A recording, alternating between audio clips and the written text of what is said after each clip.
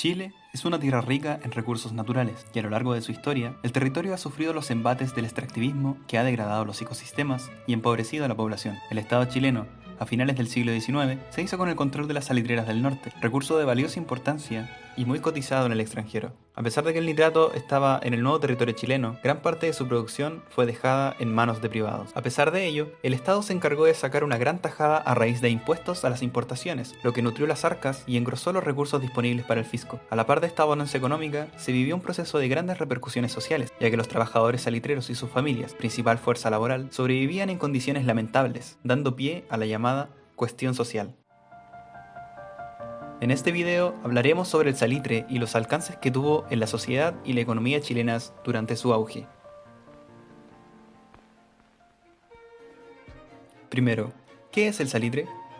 El salitre es una mezcla de nitratos de sodio y potasio que se encuentran naturalmente en los suelos áridos de la pampa sudamericana, concretamente en territorios de Perú, Bolivia y Chile. Entre sus usos se cuenta la fabricación de pólvora y explosivos, como conservador de alimentos y también como fertilizante para la agricultura. ¿Recuerdas la Guerra del Pacífico? Hay quienes la llaman la Guerra del Salitre, precisamente porque el principal factor para lucharla fueron los ricos depósitos de nitrato en el sur de Bolivia y Perú.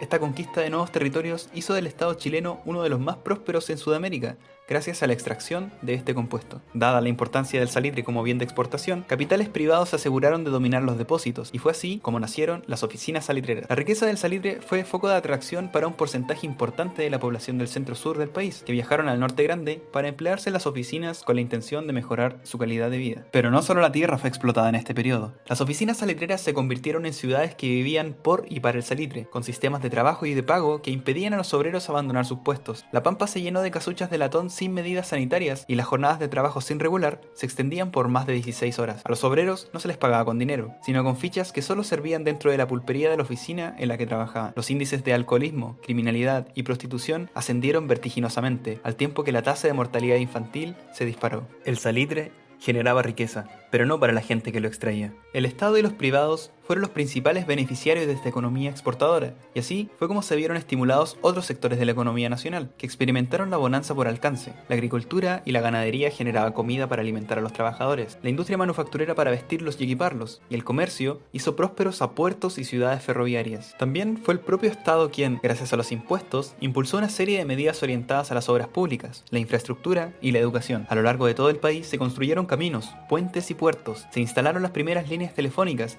y se extendieron los sistemas de alcantarillado y alumbrado público. Se construyeron miles de kilómetros de líneas férreas que conectaron al país de norte a sur. Se alzaron hospitales y escuelas, aumentó la cobertura nacional y se engrosaron las filas de profesores y estudiantes. En otras palabras, Chile se modernizó gracias al salitre. Pero a medida que crecía el país, también crecían las inquietudes de un nuevo sector de la sociedad, el proletariado. Eran la principal fuerza laboral, trabajadores urbanos, operadores de fábricas, mineros y salitreros. Fueron ellos los menos beneficiados por el auge salitrero. Sin embargo, a finales del siglo XIX y a principios del XX, sus demandas transformaron a la sociedad de esta época. A esta serie de condiciones de vida deplorables y a las demandas que alzaron para mejorarlas, se les llamó la cuestión social. Entre las causas de esta problemática se contaron la migración masiva del campo a la ciudad y la desterritorialización de miles de personas que ocuparon sectores marginales de las ciudades, provocando un explosivo proceso de urbanización donde pronto se notó la falta de infraestructura para soportar tal cantidad de gente, ya que sin alcantarillados ni medidas básicas de higiene, se desencadenó una constante crisis sanitaria. Por otro lado, en el afán explotador del sector privado, los proletarios se vieron sometidos a condiciones inhumanas en sus trabajos, con jornadas demasiado largas y salarios bajísimos, ya que no existían regulaciones laborales, y las que crearon dormían en el ineficiente Congreso. Como respuesta a esta problemática, surgieron distintas corrientes ideológicas que aspiraban a resolver la cuestión social, y este ímpetu político que nació del pueblo y ya no de las minorías gobernantes, terminó por fraccionar a la sociedad chilena del periodo. Sin embargo, a pesar de que liberales, socialcristianos, anarquistas, socialistas y comunistas se afanaran por exigir justicia y obrar cambios, el Estado tardó muchos años en dejar de hacer oídos sordos y las más de las veces respondió con su acostumbrado aliado, el plomo